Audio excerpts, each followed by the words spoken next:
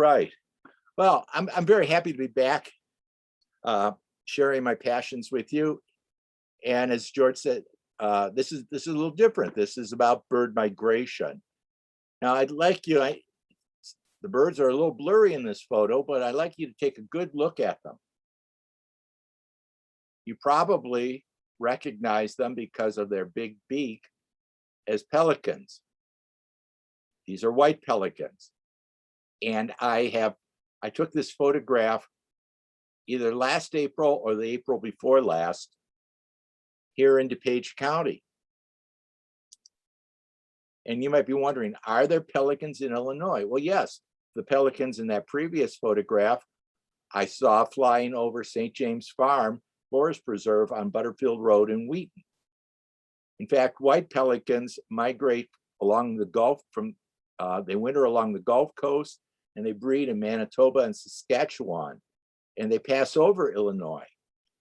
The one in this photograph I photographed several years ago in January in the Quad Cities area on the Mississippi River.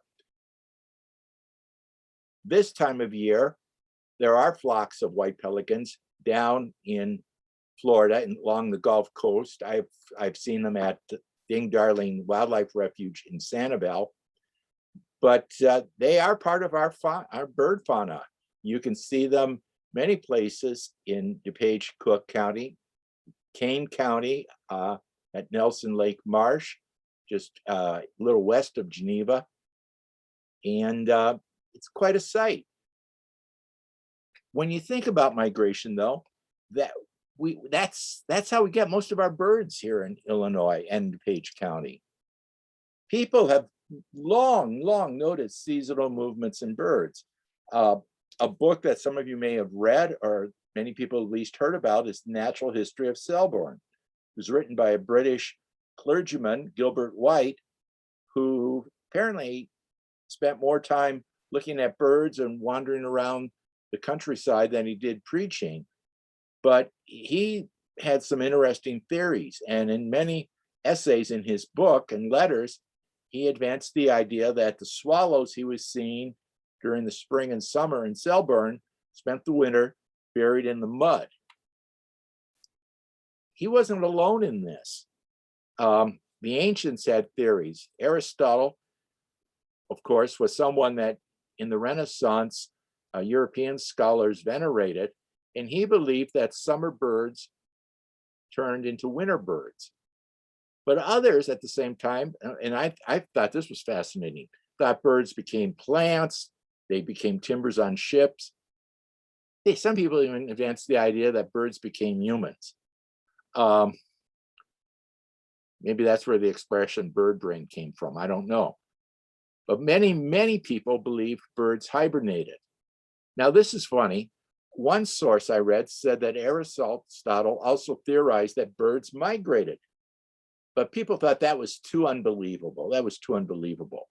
Now the birds in this photo are Sandhill Cranes, and I should say now that I've tried very hard to illustrate everything in this presentation with photos I've taken myself here in DuPage County.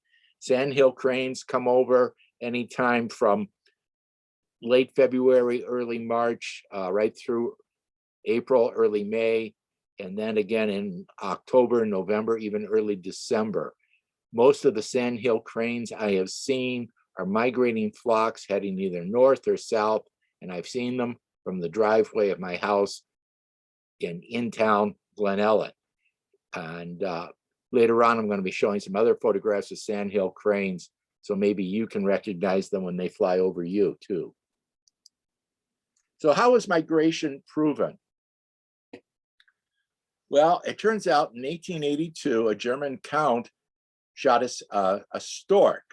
Now, the stork here is our native wood stork. The count's wood stork was a European house stork. But the stork was impaled on an African spear. And this was seen as evidence the stork had flown from Africa. Well, by the end of the 19th century, scientists, including a Dane, Hans Mortensen, started banding birds. And then between 1908 and 1913, as I note here, bands started being recovered. And he had actually received 178 bands. 48 of them came from Africa. And I found this online. This is a picture of the actual stork impaled on the spear. And I think it's just remarkable. And it says a lot about the bird's will to migrate, that it flew from Africa to Germany with that spear stuck in its neck. It also certainly is an irony that this bird was shot. Well, scientists then started using bird banding a lot. And if you look at the pictures of these mallard ducks, which are pretty much all over DuPage County, these were taken at Churchill Woods Forest Preserve on the East Branch of the DuPage River. You'll notice that the duck on the far left has a little silver band on its leg. And scientists today use ultra lightweight geolocators, and those are kind of amazing. Here's a red-tailed hawk. This is actually a young female red-tailed hawk that apparently had been hurt and taken into Willowbrook Wildlife Haven here in Glen Ellen. And I just happened to be there at Hidden Lake Forest Preserve in Downers Grove when the Wildlife Haven was releasing this bird. And as you can see, a band was placed on its left leg. You can also see those talons. You can imagine the damage those do to mice and rabbits, squirrels, and other animals the hawk feeds on. Well, it turns out migration is not a rare phenomenon. At least 350 species in North America migrate to Central and South America. One of them is the Baltimore Oriole, which you may have seen. It's not uncommon here in DuPage County. This is a male in breeding plumage. Probably I took this photograph in May or early June. A good place to look for these birds would be around ponds or other bodies of water that have cottonwood trees. These orioles are famous for building kind of a hanging basket nest, and you'll see them flying to their nest and taking care of their young. This was kind of an eye-opening thing for me to realize. Most of our migratory birds, including the birds that breed here during the summer, spend the majority of their time either in migration or on their winter territory. And this is important for bird conservation because we worry about what we're doing here.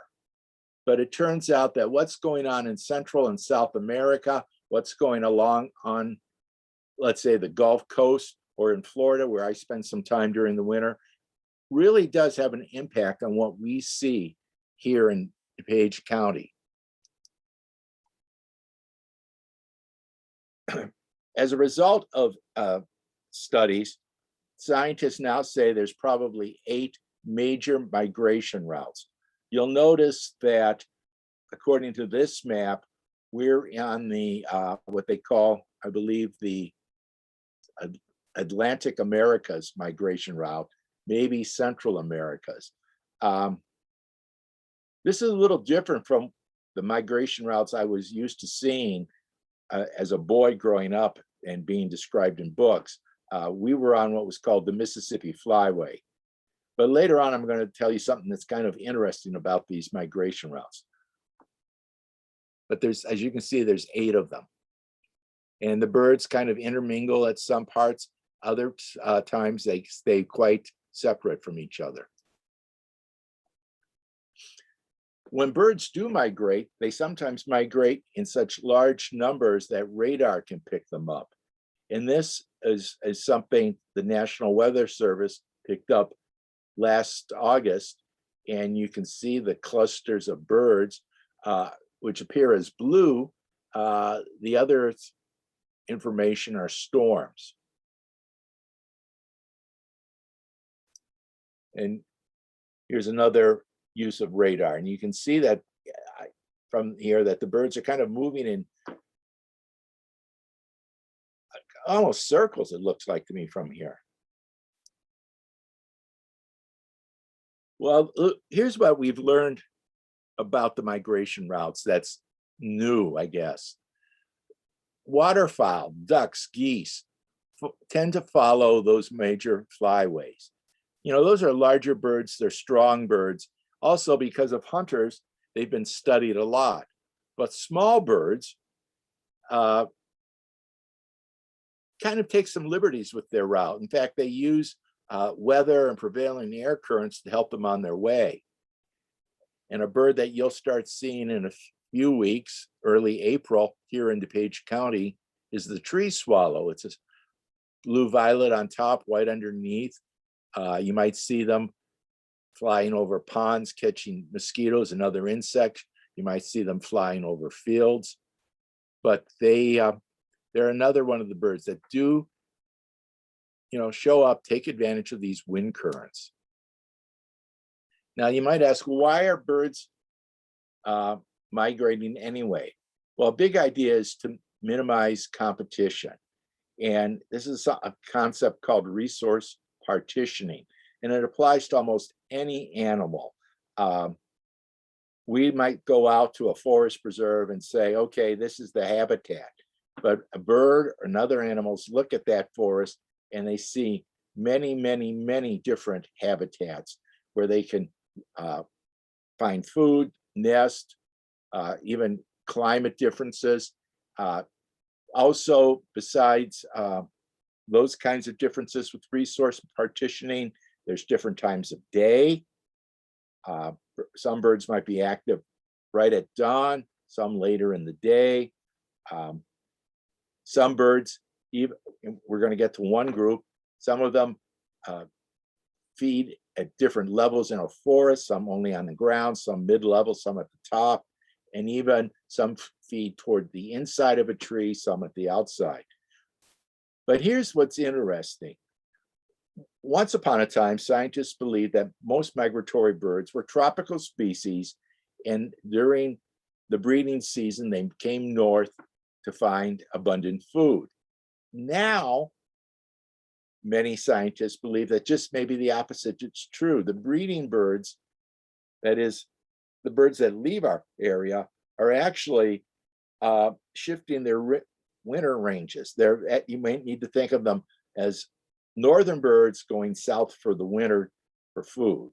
But that's still a contested and debated topic. In fact, in late summer, there may be something that's called reverse migration. And this is the bird in this photograph is a snowy egret that I see all the time when I'm in Florida, but I've only seen a few times in our area, always in August and September. And the birds are always younger egrets, that they're flying north, maybe seeking food, sometimes, just trying to expand the range. When the weather turns colder, they head back south. What I can't give you an example of, because I haven't been to the mountains for a long, long time, but especially in the Rockies and other areas where they're high mountains, there's birds migrate up and down the mountains. So in the summer, they go up to breed. In the winter, they come down to lower elevations to spend the winter, colder months. Bird navigation is kind of fascinating too. And the bottom line is this first thing. Scientists really aren't sure how birds navigate. It almost seems, from what the reading I've been doing, it depends on the bird. And what I mean, the species of bird. For example, homing pigeons. There's been a lot of experiments with those birds, and the experiments have led to the conclusion that they have some kind of internal compass. In some birds, geese and cranes, that migrate in large flocks, it seems that the young, the immatures, are learning the route from the adult birds. We'll have more to say about that in a moment. There's other theories that have been proposed, and I've listed them all here. The birds in the picture, again, are Sandhill Cranes, which is often what they look like when they fly overhead. Sandhill cranes have been found actually migrating at elevations where passenger jets normally fly. What is that? Somewhere around 30,000 feet, give or take. Notice that they're in a very loose flock. Quite often, when you see them flying like this, they'll bunch up and they'll glide to higher elevations. They'll take advantage of warm updrafts, and then they glide off the warm updrafts to another spot where there's another updraft. Another thing about sandhill cranes is quite often you'll hear them before you'll see them, and they have a very distinctive bugle-like cry that they give during their migration flights. But go down this list. Olfactory clues. Birds can smell things in the air, that there's some kind of magnetic map, that they're using either the stars or the sun or even magnetic poles as their guiding thing. Sunset, they watch where sunset is. Some scientists have even thought perhaps there's certain landmarks. Some of you are probably very familiar with the Montrose bird hedge. Birds come down the west side of Lake Michigan for millennia, and the fact that there's Waukegan and Lake Forest and Chicago and Gary doesn't deter them. And so during the May migration, Montrose Harbor is considered an excellent birding spot. It's a landmark. At this point, though, scientists suggest that birds have some kind of internal magnetic compass. And of course, there's a little ruby-throated hummingbird in silhouette, and that they use this compass to navigate. And I tried to understand a written explanation in one of the books I'll refer you to at the end. And the author of the book ends up saying, basically, you have to understand quantum physics. So it's quite interesting, quite elaborate. Regardless of how they do it, though, birds do it. And there's all kinds of puzzles. This is a white-crowned sparrow. Not too uncommon in our area during the spring migration. You'll notice it has that little white top notch and the white eyebrow and the black line through its eye. This one I photographed during a spring bird count the second Saturday in May at Forest Hill Cemetery here in Glen Ellen. And what they found is that these birds have a sense of direction and distance, but they don't have a specific goal. However, once they've migrated and spent the winter someplace, these same birds will return winter after winter to that location. And let's not forget the incredible distances. Arctic terns migrate 12,000 miles every year between the Arctic and Antarctic. They spend the summers, our summer in the north, they spend the southern hemisphere summers in Antarctic, 12,000 miles. Even the little ruby-throated hummingbird, like this one that lives in my backyard, migrate nonstop 900 miles across the Gulf of Mexico. I mean, you're talking a bird, and many of you have seen them, you know how small they are, that they would do something like that is almost inconceivable. You can understand, I think, the disbelief of people 100, 200 years ago accepting the idea that birds migrate. During migration, birds get blown off course, and this is a great way to see something that we don't normally see. So this is a horned grebe. I saw it in April 2020 at West DuPage Forest Preserve, and normally this species migrates much further west than our area, but it ended up at the lake there along with a couple of loons and a couple other grebes.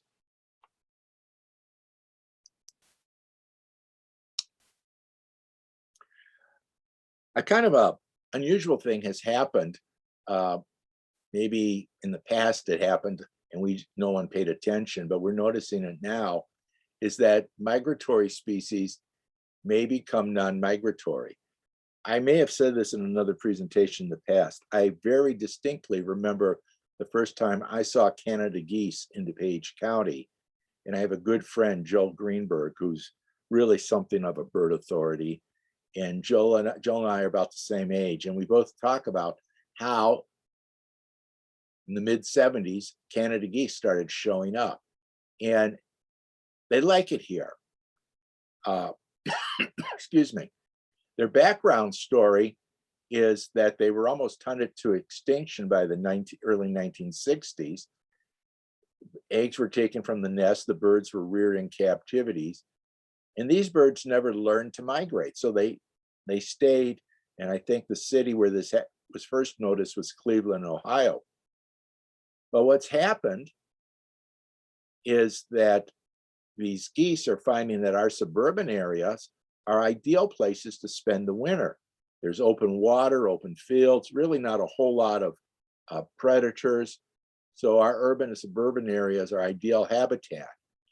If you want to see a few hundred geese, maybe a few thousand geese, you need to go to Hidden Lake Forest Preserve on Route 53, probably before the preserve's open, but you can park in the Walmart parking lot across the street and watch huge flocks of geese take off from the DuPage River. Birds have to prep for migration, and these changes are triggered by daylight. As the daylight lengthens up or shortens, birds make an effort to fatten up. And because migration, of course, requires tremendous amounts of energy. What's interesting is that their organs, once they start migration, especially the reproductive organs, tend to shrink. They're extra weight. Birds don't need that. And scientists have also discovered birds develop more neurons. Now, these are a couple birds that you'll see passing through our area in May during migration, and then anytime between mid-July, early August as they head south. These are greater and lesser yellow legs, practically identical. You can see in a couple of the birds why they're called yellow legs. I was fortunate. I took this at a wildlife refuge in the 10,000 Island area of South Florida, and didn't realize what I had till I enlarged the photo. I know in the field, when I see a yellow legs, I just assume I'm seeing a lesser yellow legs because they're much more commonly seen in our area. But when you put them side by side with the greater yellow legs, you can see some very distinct differences in size. Another thing a lot of birds do is molt prior to migration.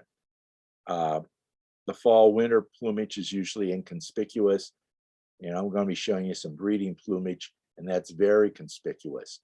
If you look at this black-bellied plover, I see those along the Gulf Coast.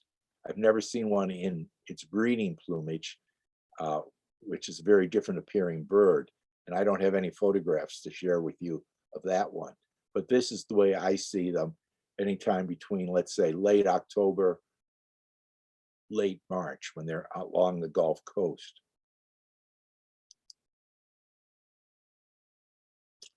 Now, I know we've all been warned that in the next 24, 48 hours, the heavens will open and we're going to be hit with a giant blizzard. And, we'll make it through. The birds make it through. And spring migration is actually, birds are getting ready for it. During the peak of spring migration, which is usually early May, you may still see a few of what we consider winter birds. For example, this is a dark-eyed junco from my backyard. They're called snowbirds. They breed, as I note here, in the Hudson Bay area. Chicago in January is their idea of Miami and Fort Myers Beach and some of the other places, Marco Island. They love it here. And if you have a bird feeder out in your backyard and you've been allowing seeds to hit the ground, you've probably had juncos last few months. Another bird you might see that's a winter visitor and comes sometime in October, stays through March, sometimes April, is this tree sparrow from Lambert Lake Forest Preserve. Kind of a rusty colored bird. One of its real identifying features, if you look at the bill, is the top bill is dark and the bottom bill is pink. And another winter visitor that we sometimes have in huge numbers and sometimes not so much is this relative of our goldfinch, the pine siskin. Very sharp beak, kind of streaked. Most birds have a couple of yellow wing bars. Again, these are primarily winter birds, but they'll be leaving us sometime in April, maybe a little bit before. If you fed the birds this winter, you're getting a lot of migratory birds. They might stop on their way south, spend a few weeks with you, and then continue on their way and then show up again in the spring. This is the red-breasted nuthatch. Actually, they've begun spending winters in our area, and I've had them actually from September through June, which is a very long time, at my bird feeders. I think these are both males here. Their head markings are pretty dark. Females have kind of a faded head marking. Waterfowl of all kinds start showing up as soon as the rivers and lakes open up. I've checked at the Cornell University's eBird for birds seen in DuPage County, and some of the birds I'm showing you next few slides have actually been seen this past week. I haven't had a chance, probably won't have a chance to go out to confirm this, but I'm sharing you photographs because some of the same birds species migrate down to Florida. So these two are hooded Mergansers that were in a very polluted canal along one of the major roads in Collier County, Florida. That's the male on top and the female on the bottom. And they're called diving ducks. They dive underwater for fish, and you'll notice they have a very narrow beak. There's other birds that may stay or depart late and then come early. Trumpeter swan, of course, is one of them. These birds are actually starting to return to our area as breeders. I saw some last May in the Palos area. I forget the name of the forest preserve I was at, but a pair was pointed out to me about a half-mile away across an open lake. Ring-necked ducks will show up. Woodridge is just up the road from Whalen Lake, and if the lake's open, these ducks might be there year-round. And of course, it's not a duck, but the common loon. For those of you who spend their summers up in northern Minnesota or Wisconsin, familiar with this bird, they're here in April. And you could look at any of the larger lakes in DuPage County. They've been seen at Herrick Lake, Hidden Lake, the lake at West DuPage Forest Preserve. May show up anywhere. One of the true signs of spring, I think, is the red-winged blackbirds. They're a better sign of spring, I think, than robins. Males have already started showing up in DuPage County, and in the coming weeks, more and more of them will show up. Robins, of course, are the stereotypical bird sign of spring, and then they do make an appearance in numbers, let's say in April and May. But the fact is that robins live up here year-round, and they've been seen this past week at Hidden Lake, at Herrick Lake, and a number of other places. As long as there's a little open water and trees. They can find berries and that sort of thing. They stay in our area. The thing about red-winged blackbirds is kind of interesting. The males have a kind of balance the risk going on here. Of course, they want to mate. They want to mate with as many females as possible. What they found, though, is that females choose males on the basis of the territory the male has. So the males that arrived early can choose the best territories. But there's a problem, just simply staying alive. That territory may not be able to give the male the protection, the food, and the other things it needs. But they risk it. Again, it's a balance. The case of the early bird gets the girl.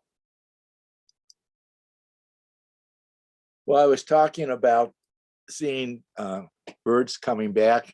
Here are Sandhill Cranes again, and this is a very typical way you'll see them in this kind of scattered spiraling arrangement as they catch the updraft, bugling to one another. I don't know how high up in the air these birds were, but I will tell you this, I cropped the photograph in order to enlarge it. So they were up quite a few feet. And of course, this is the stereotypical view we have of geese migrating. These are Canada geese in their stereotypical V-shaped flock. One of the interesting things is that they take turns being the lead bird. What happens as they flap their wings, they disturb the air. So the farther back the bird is, less wind resistance. It's easier to travel. So as a bird tires, it fades to the back and another bird comes to the forefront. A little bit later in the spring, you're going to start seeing puddle ducks. This is a good example. This is a male wood duck in breeding plumage. This bird was photographed, I believe, either at Lincoln Marsh in Wheaton or at Lambert Lake in Glen Ellen. When they do come to our ponds, quite often there'll be several males and maybe one or two females, always more males than females.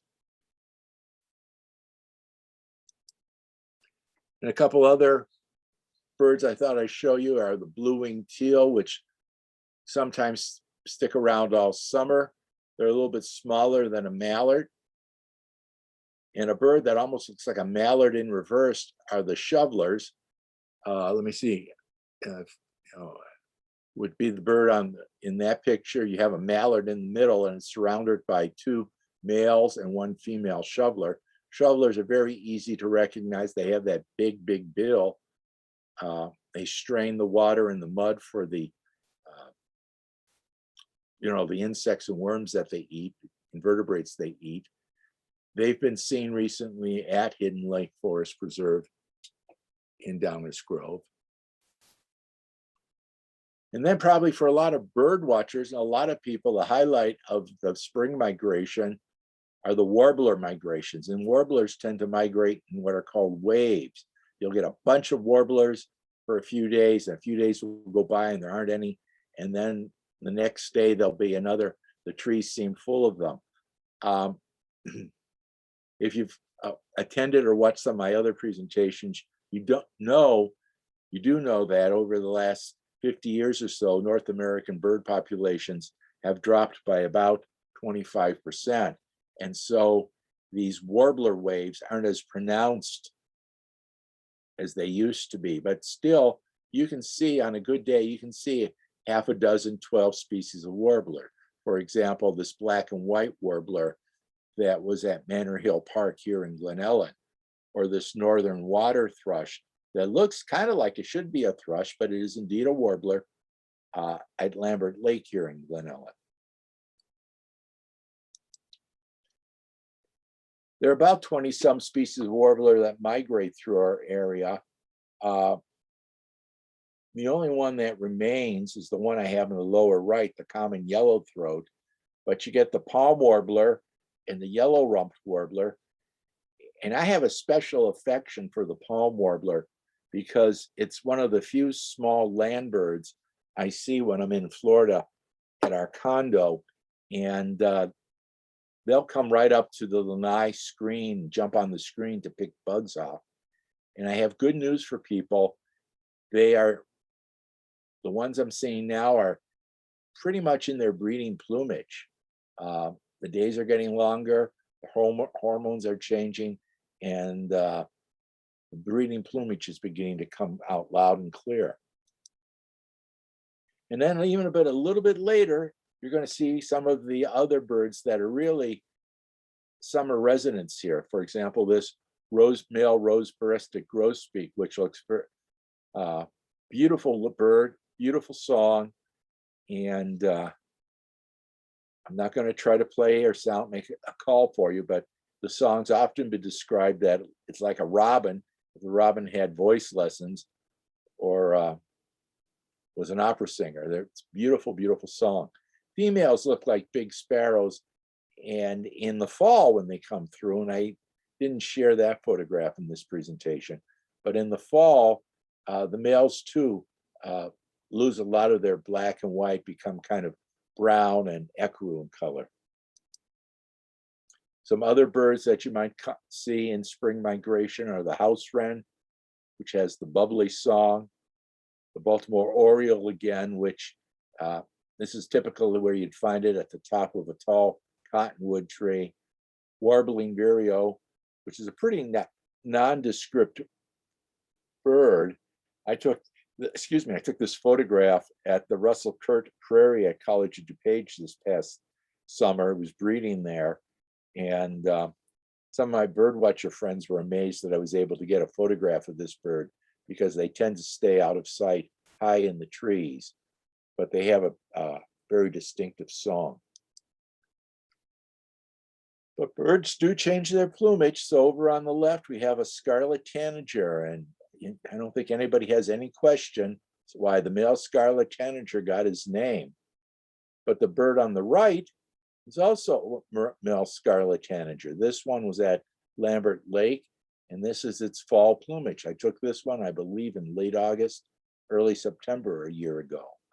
And the body profile, the bill color, all those things are the same. Behavior is the same, but the bird has lost that bright scarlet plumage, and the black looks a little faded too. And here's another bird.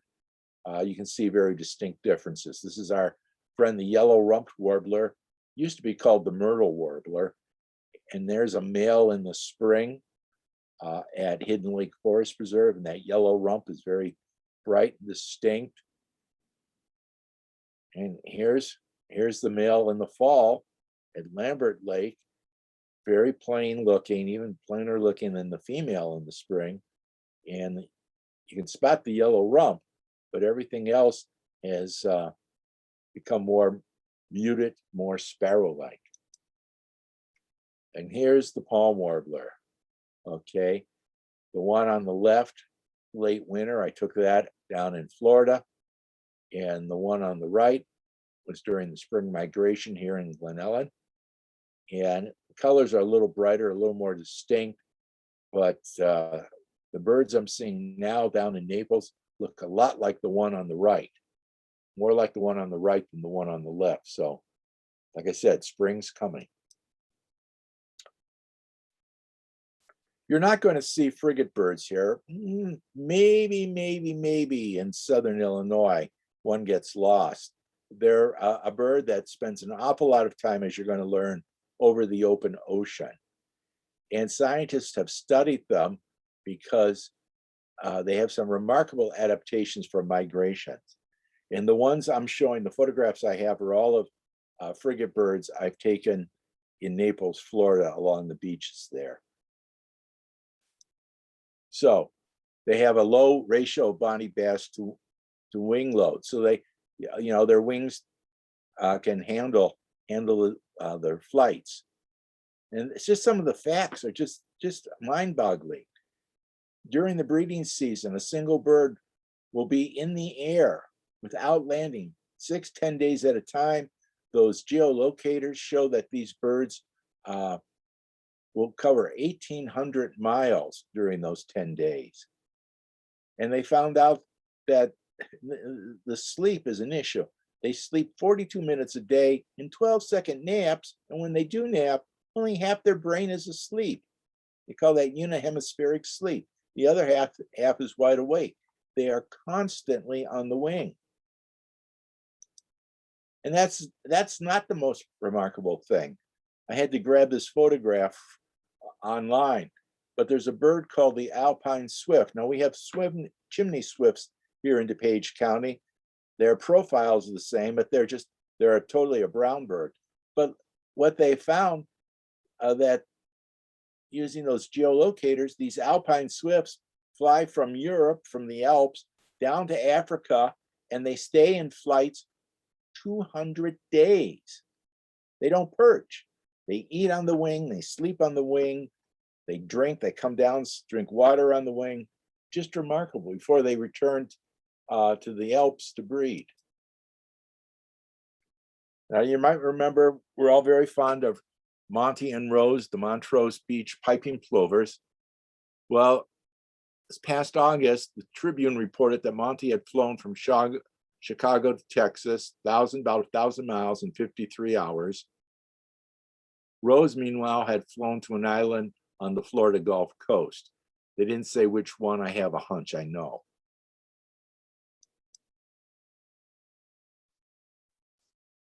But migration is hazardous. And three of the things, one of the big hazards is simply bad weather. Storms, birds go off course, their food supply is affected. So this is a robin here in DuPage County with an April snowstorm. Another hazard are predators. They encounter unfamiliar predators. This is a Cooper's hawk. This one was in my backyard, watching my bird feeders. And in Europe, scientists have discovered that many of the bird predators have their young in time to hunt migrating birds. It's a season of abundance, and it works out very well for those bird predators. And of course, there's man-made obstacles. Buildings and windows kill an estimated 1 billion birds annually. ABC is the American Bird Conservancy. FWS is the United States Fish and Wildlife Service. Wind turbines kill about 250,000 birds. Hunters kill about 12 million waterfowl. But I want to clarify something here.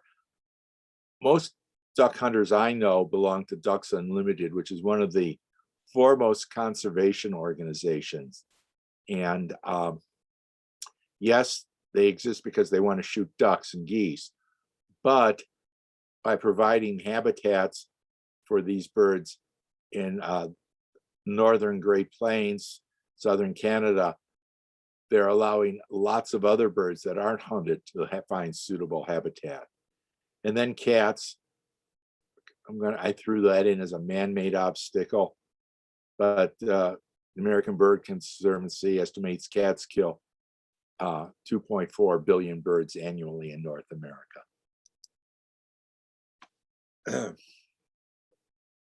There's endangered spaces.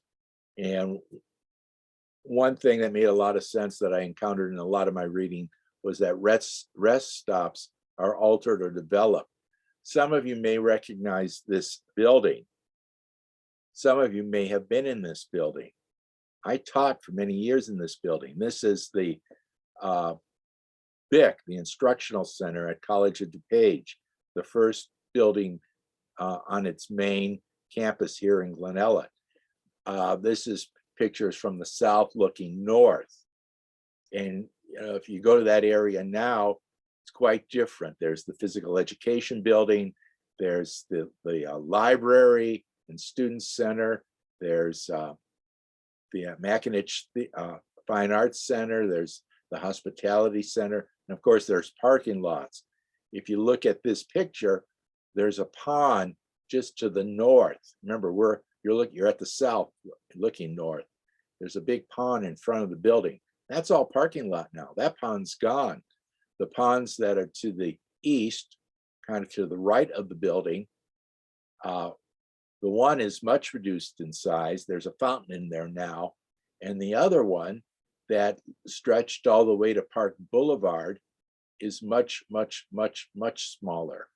I see a pond on the other side of Park Boulevard. I think that's where Willowbrook is now. That pond is many times smaller. But birds, they depend on these rest areas, and we can build these things up very quickly. Where I am in Naples, there was a very large area with about 4 or 5 good size, I'm going to call them lakes. And a developer came in, drained all 5 lakes, filled them in, and then dug 1 or 2 more lakes to let the water run into those lakes. It literally re-engineered the entire landscape. And I can tell you that in just 3 or 4 years, I've seen a marked decline in the birds that I see locally when I'm down there. Little factoid I thought was kind of interesting. This is a barn swallow. It's a very common bird here in DuPage County. A really good place to see them is at the Donata Barns on the east side of Naperville Road. They're called barn swallows because that's one of their preferred places to nest. Scientists have discovered, though, that 60% of the barn swallows that make it to this stage of their life where they can migrate, 60% of them will die during migration. And the odds of reaching adulthood before migration are very small anyway. We talked about lights earlier. This is a picture of the United States taken at night. This is what it looks like from space with lights. And this is very distracting to birds when they fly. And most migration, by the way, does take place at night. I should have said that earlier.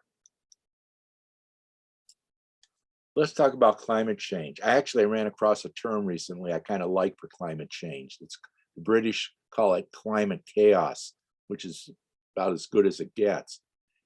What scientists are finding is that there's a real mismatch between how plants and insects respond to climate change and what birds do. What happens in the spring is that the trees leaf out earlier, caterpillars hatch or emerge, eat them, and pupate before the birds arrive. And many birds, wood warblers especially, really depend on these caterpillars, especially moth caterpillars, as a source of food during migration. Another thing that's been happening is that sea levels are rising, and there's a number of sandpipers and similar birds that have tried to, they go back to the islands that they lived on, and the islands are much smaller than they had been, or in some cases totally disappeared.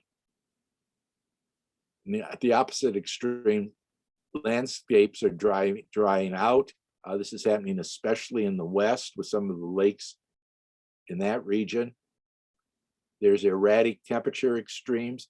We're seeing it more and more frequently now. I had 54 on my thermometer today, and in the next day or so, it's supposed to be below freezing as a daytime high. So there's that. The other thing that's happening is that the tides because of rising water level, tides are becoming very extreme, and they simply obliterate the tidal flats a lot of birds like these killdeers used to forage on. These killdeers were photographed in October at Lincoln Marsh in Wheaton.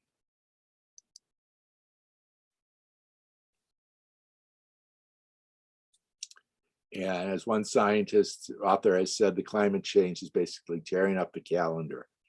Here's a bird I've never seen during the spring migration. I've seen it in the fall migration at several places along the various rivers, the East Branch and West Branch, at ponds. This is a solitary sandpiper. It's not all that clear in this photograph, but it has a real distinct eye ring. And I like telling people, birds have wings and don't read books. So, you know, it's not unexpected for something to show up. These are black-bellied whistling ducks. They were in Kendall County a few years ago. They're being seen more and more frequently in Illinois. And one of the joys of bird watching is that something unusual is going to show up. Well, this presentation wasn't entirely based on personal experience, and I have some sources here that I relied on. One that I thought was very good for some amazing factoids is that last one by Scott Wiedensall, A World on the Wing. And if you want to delve more deeply into what's currently known about bird migration, you might want to start there. But the Princeton Encyclopedia and the Birds Around Us both contain good, clear accounts of bird migration. Now I'm going to take a little liberty. I'm going to share some stuff with you that I'm working on. You know, I've done a lot of presentations on helping birds, and I've gotten interested in a couple other topics. And one is what's been called the insect apocalypse. And I'm finding that kind of a fascinating thing to look into, because while some scientists are convinced we're losing insects as rapidly and perhaps more rapidly than we're losing birds, others are looking and saying, well, the evidence isn't all that clear, or this experiment, this research wasn't done all that well.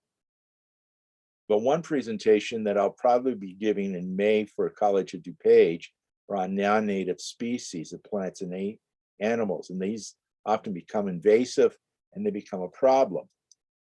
And I'm going to start by just noting that we're recognizing that being out in nature, interacting with nature is very good for our health. This is a scene from my condo at the lake. My wife's our condo is on at sunset. Very relaxing.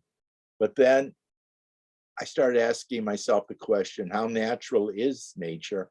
And why does it matter? This photograph was taken near a hospital for terminal cancer patients. It's called the Garden of Hope and Courage. And it's very beautiful place to be. But almost every plant you see there is non-native.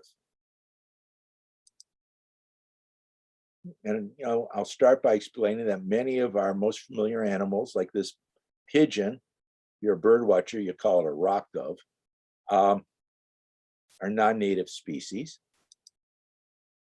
I look at what does it mean to be native? What does it mean to be natural? And some of the conundrums, for example. And this particular bird is a good example. This is a cattle egret. It's an African species that showed up in the Caribbean in the 1950s. Apparently, it came over from Africa entirely on its own. It's now in Florida. It's a very common bird away from the Gulf, found throughout Florida up into the many areas in the South. I've seen them perched on bison at Fermilab. So this is a program I'm working on. Maybe some of you have an interest in something like that. It's not finished, it's still pretty rough, but I think it's exciting, and it's aimed at people who really, you know, care about the environment, care about the ecosystems, but really don't quite understand why it's important to have as many native plants and animals and as few non-native plants and animals as possible. So that's my part of the program. I'm going to close this up now. And if there are questions, I'd be happy to answer them. Yeah, great presentation, John. I just wanted to ask everyone who has a question to go ahead and type it in the Q&A, and John, I see we're already getting some questions in there. We've had some questions put in there during your presentation. Can you see that? Yeah, okay. I'm going to answer Janine's question in Glendale Heights.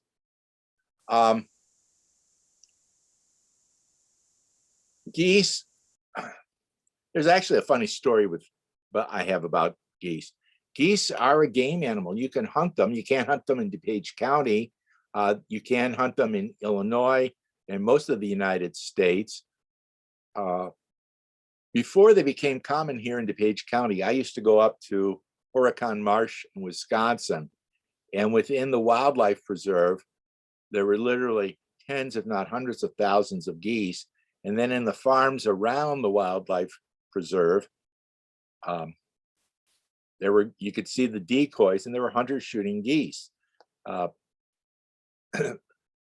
Story I have about them happened here in Glenella, and a colleague who taught with me when I taught at Glenbard West was an avid golfer. So one day, he and a buddy went over to the Village Links here in Glen Ellen, and two other guys came up to him and said, "Hey, would you want to form a foursome?" So they sure. They were going around the golf course. All of a sudden, they hear a bang, and they look over, and someplace along one of the road to the north of the golf course, they saw someone had shot a goose and was putting it in his car.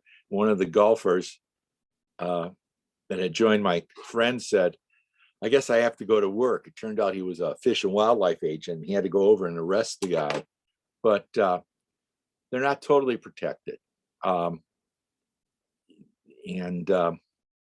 they are a game bird. They're hunted.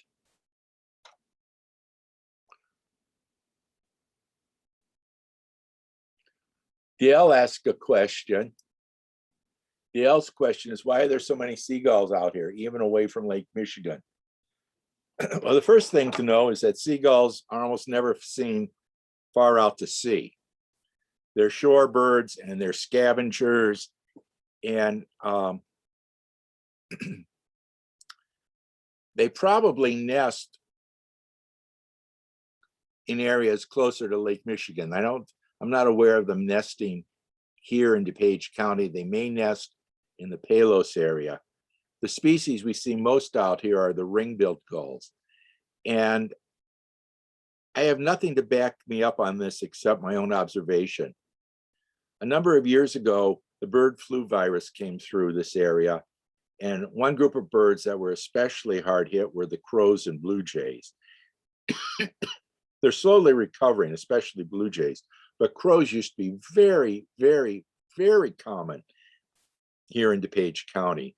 Back in the 70s, I'd be leaving my car to go bird watching somewhere, and I could hear, I hear crows, and I hear actually another bird that's practically disappeared from northern Illinois, pheasants. I hear ringneck pheasants. The virus killed off, like I said, a lot of the crows. The gulls came in, and I think where I see gulls now are in places where I used to see crows. So, for example, parking lots. What is that? I'm trying to think. Well, I'm sure there are large parking lots down along 75th Street. And during the summer, spring, summer, fall, you'll see seagulls there, the ring-billed gulls. Occasionally, you'll see a larger gull that looks very similar, but doesn't have a ring bill. That's the herring gull. But, birds go where there's resources, and we have the resources here in DuPage County.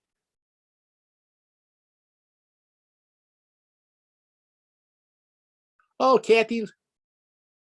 Hi, Kathy. See, Kathy Lachinsky's here. Kathy and I actually taught together, and she coordinates a number of really wonderful trips for the college.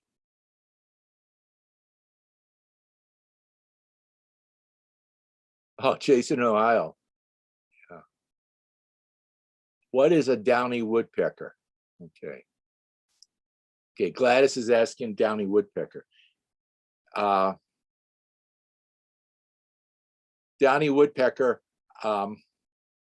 is our smallest woodpecker, a little bit larger than a sparrow. It's black and white. The males have a little red top knot. And, if you feed the birds, especially if you feed them things like sunflower seeds or suet, you're very likely to have downies visiting your feeder. They're a year-round bird. In fact, they're also the mascot bird for the DuPage Birding Club. Rosemarie here. Rosemarie is asking or telling me they have snowy egrets at Lake Crawford and Carolyn during the summer. I'm guessing they breed there. That would be a range expansion. And I'm thinking, I'm not sure I know where Lake Crawford is. I'm guessing it's Southern Illinois. Southern Illinois gets a lot of birds we don't have up here. In fact, I was in Southern Illinois around Southern Illinois University a couple years ago in January, and coming back, saw huge flocks of snow geese, and there were some white pelicans mixed in with them.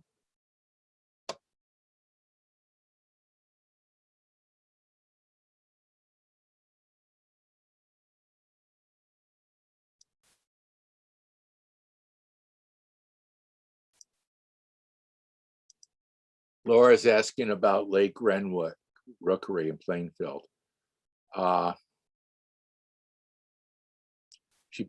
She's asking, she's noted that she saw great blue herons today, and there's a few great blue herons that stay here year round. I know, again, a few days ago, I checked on what was being seen in DuPage County, and great blues have been seen.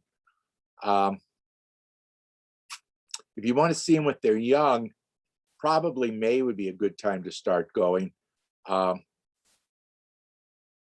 rookery, the heron rookery I'm most familiar with, is at a forest preserve in Kane County.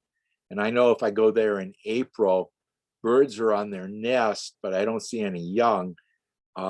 One year, for a couple of weeks, there was a great horned owl that had taken over one of the heron nests. And by the middle of the summer, of course, they have their young. There used to be a really nice heron rookery, or two that I knew of, one at Churchill Woods. In a thunderstorm, it destroyed all the nests. There were great blue herons and great egrets nesting together. And then the other one was on the west side of the Nata Forest Preserve, and that one seems to have been abandoned.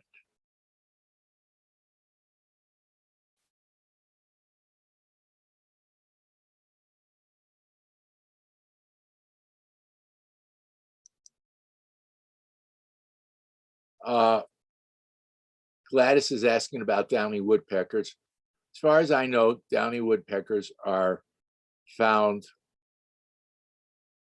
native bird to North America, more towards the east than towards the west. I don't know about Central and South America. I wouldn't be surprised to find out that there are very similar birds in South America.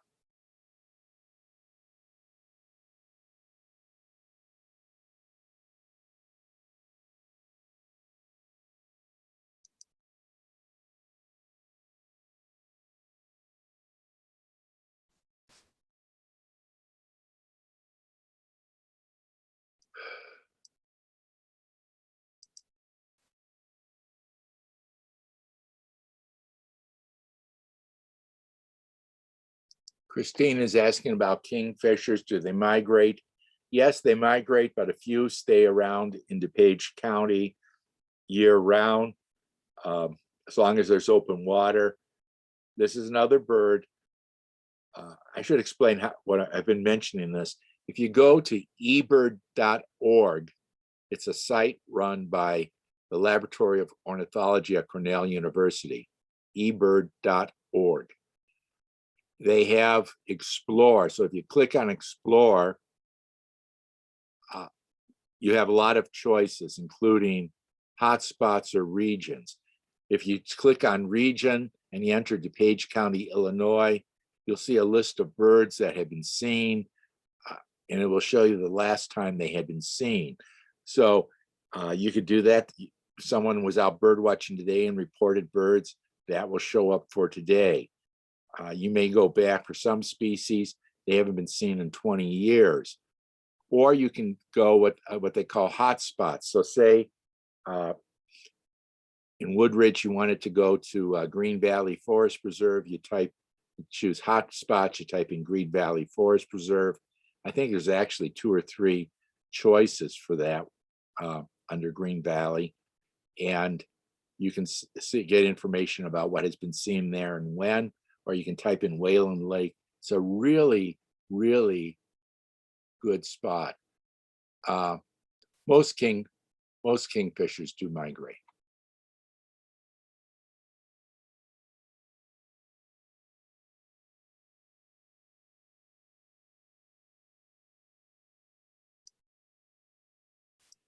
So an anonymous says they're moving to Greenfield, South Carolina, between Atlanta and Charlotte, North Carolina. I am not super familiar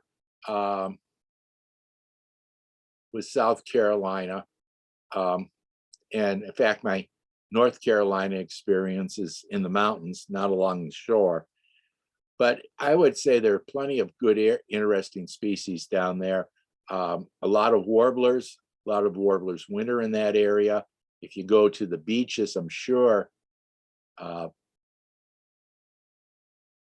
you're going to see things during migration, many, many things. I have a brother living in Delaware, and he's mostly a photographer, but he loves going to the beaches in Delaware during migration because he never knows what he's going to see. John, can you look under answered? I think we have 2 questions in there that got moved over. One about Sandhill Cranes, another about bald eagles. Okay.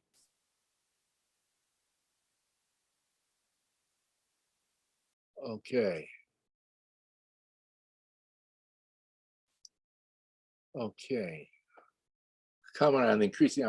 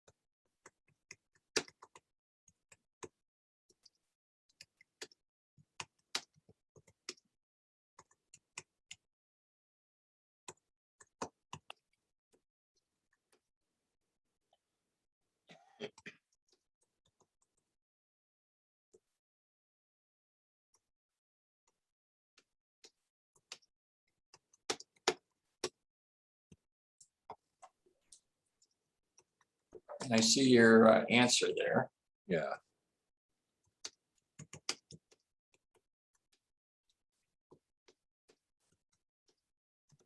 Okay.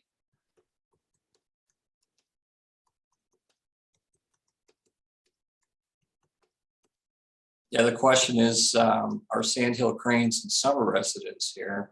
Yes, they are, definitely. Okay. Definitely. Someplace. Okay. Okay, I think I've answered all these. Oh boy, are there more questions? Actually, one more. Are there any bald eagle migration routes in DuPage County? Bald eagle, every fall, there's a hawk watch that takes place for almost 3 months continuously from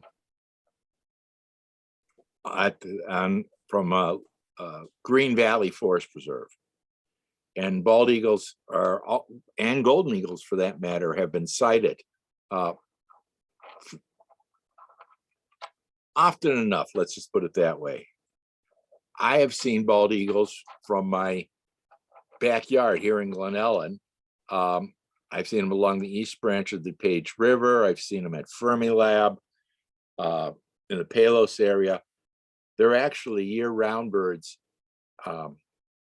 along the Fox River, and almost at any of the dams, below any of the dams where there's open water, you'll find ducks like goldeneye and redheads and canvasback ducks, mergansers, and these birds will catch fish. The bald eagle will come down and grab the fish from the duck. Many times they'll grab a duck, and they're not particularly choosy. They've been nesting for many, many years at the Mooseheart site in Batavia, and possibly the birds I saw, because I guess you can't bird there anymore. There's too many restrictions, but I used to see bird at Fermilab quite a lot. And I would say, every fourth or fifth trip, regardless of the season, I'd spot a bald eagle. They've done very, very well. They're kind of a glamorous species, and they've done very well throughout North America. They're not quite a backyard bird yet, but in Florida, they are actually something of a backyard bird. I have photographs of a young bald eagle at a nest that was in someone's backyard. For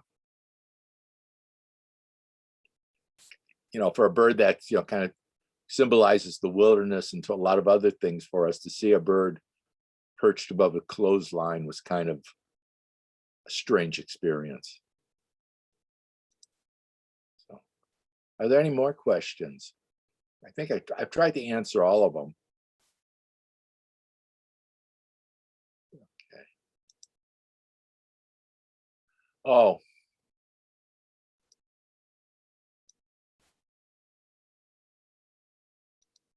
Okay. Deborah is asking pros and cons to feeding birds. I think I've addressed this once before. There's a lot of pros to feeding birds. It helps supplement what they're eating. It complements what they're eating. I doubt very much if it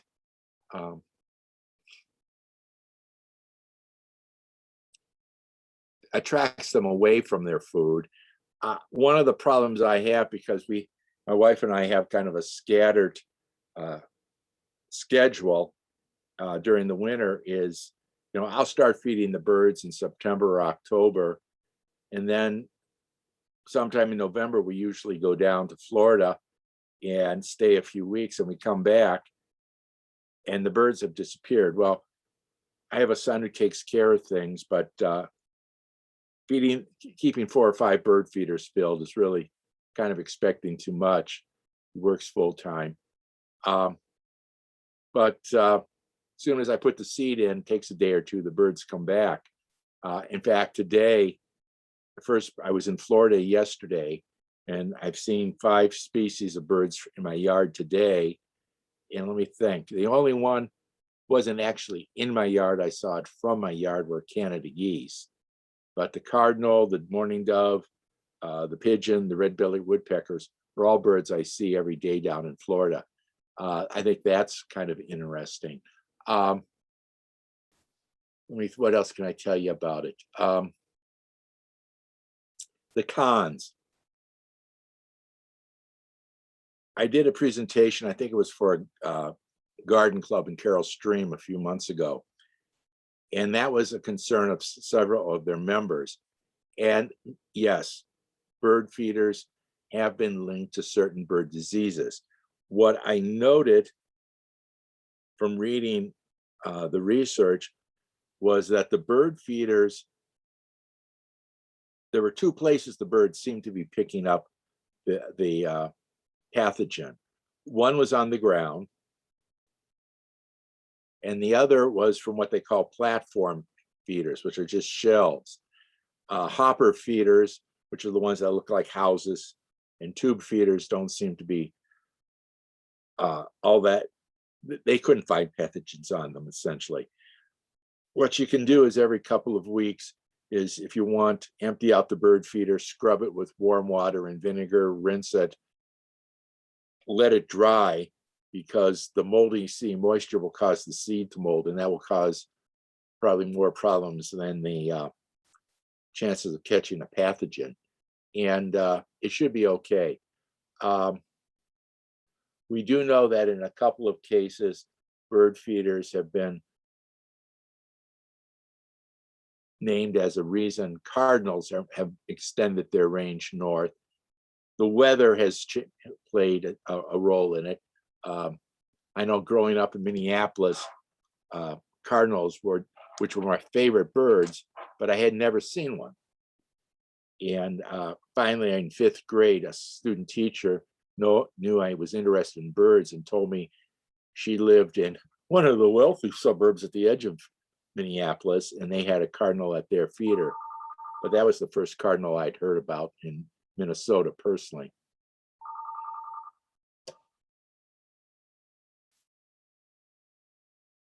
Okay.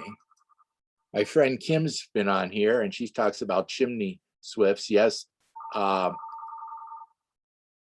She knows she saw 2,000 birds going into a chimney in St. Charles. Yes, chimney swifts really are kind of an amazing little bird. And one of these years, fate will smile on me and I'll be able to get a photograph of a chimney swift that actually looks like a chimney swift.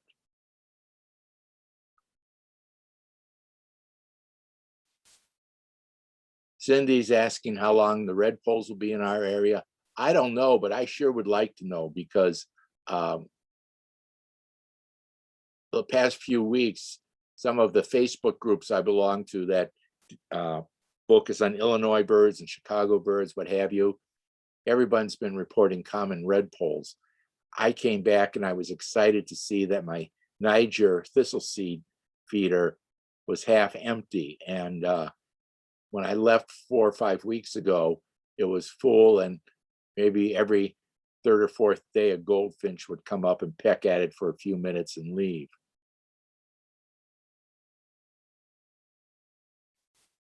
Angelique is asking about seed debris under the feeders. I guess the best thing to do is to try to clean it up. And some of the articles I read about feeding birds suggested moving your feeder, but certain spots are just really, really good for feeders.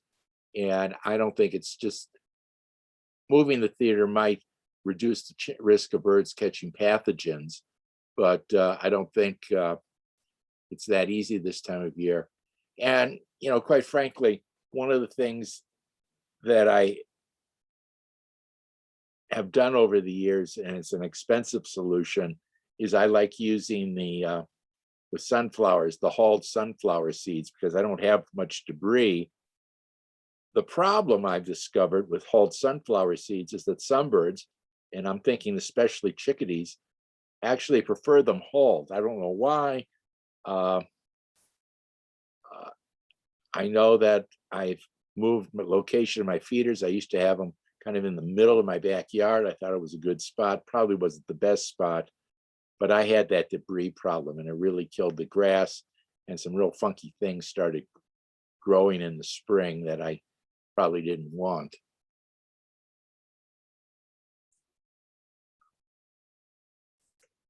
Well, I hope people have enjoyed things. George, I know you're going to post this online. What I'll do in the next day or two is I'll send you a PDF, the presentation in PDF format. And if anybody reaches out to you and wants a copy of it, please send it to them.